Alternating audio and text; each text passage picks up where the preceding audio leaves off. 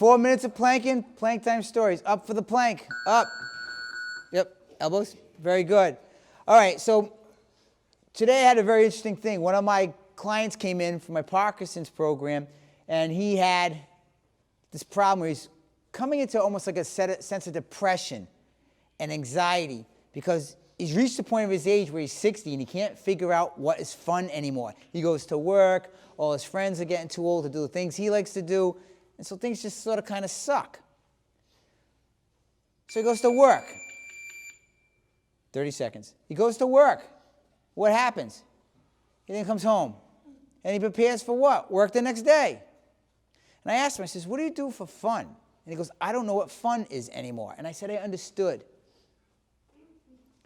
You know, my level of fun has changed through the years.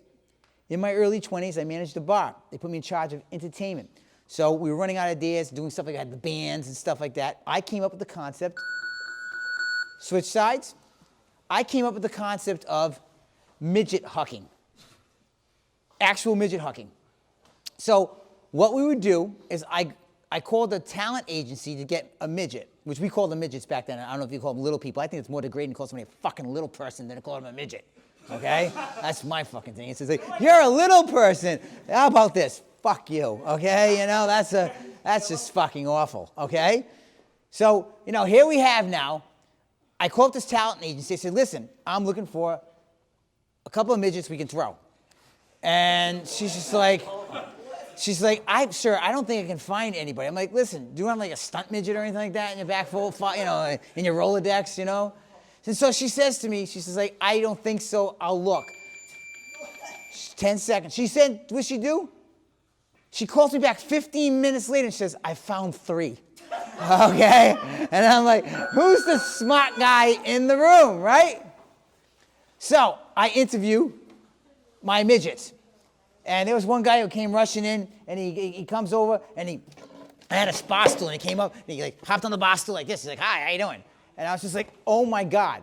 He had little farmer jeans on, his little black guy, you know, he had big fro, really big jacked muscles and stuff like that. I'm like, this guy works. So I'm like, how much? He goes, $400 to throw me.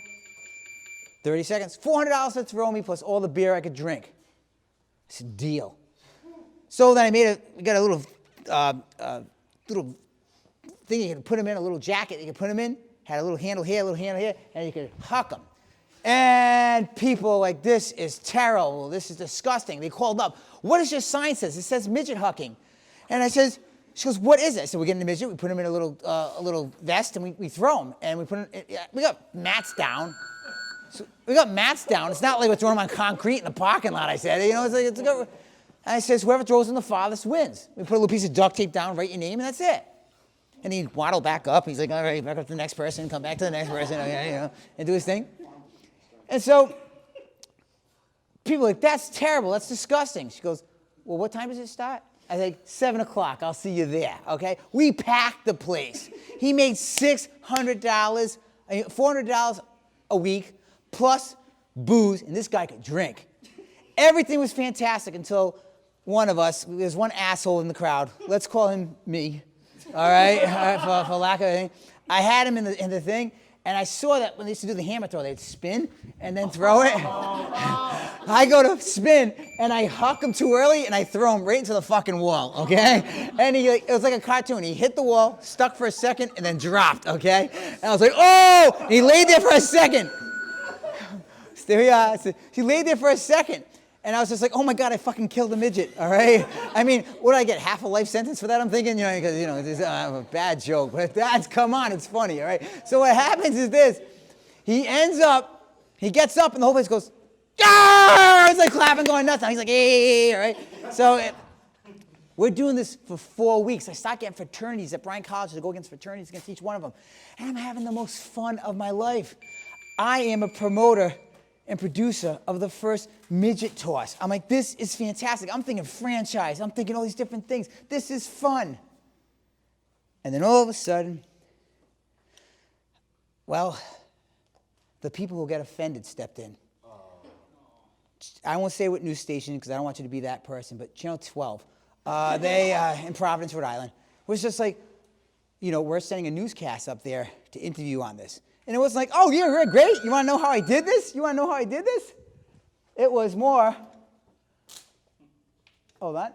It was more, I want to interview this because people think it's inhumane what you're doing to midgets.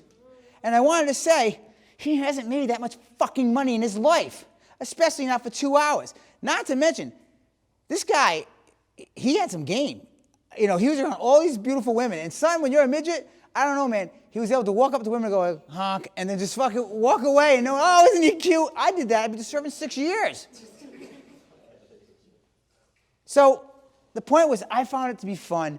It was a great time. Everything was great. He found it to be great. He found it to be a good time. He was making money, drinking. Everyone was happy. But somebody was offended. So I had to stop.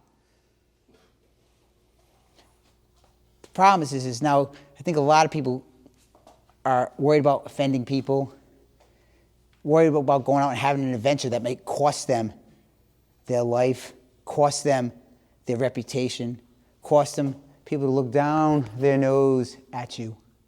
So we stopped having fun. Now, I'm not saying on the way home, you should be looking for midgets to huck. You know what I mean? Down 1-800-midget or something like that. I'm not saying that. What I'm saying is this. If you want to explore some fun and it doesn't hurt anybody and everyone's okay with it, have some fun. Because you don't want to wake up my age or wake up in the gentleman's age who I talked to today and he just didn't know what fun was anymore. I looked at my wife and I said, you know what? This is heartbreaking.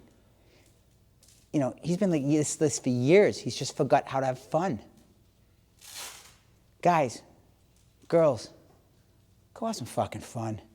And don't worry about what everybody else says. If you find it fun and no one's getting hurt and nobody cares about it, have at it. One dumb boxer's opinion, I could be wrong. Probably not, guys. You're dismissed. I'll see you next class.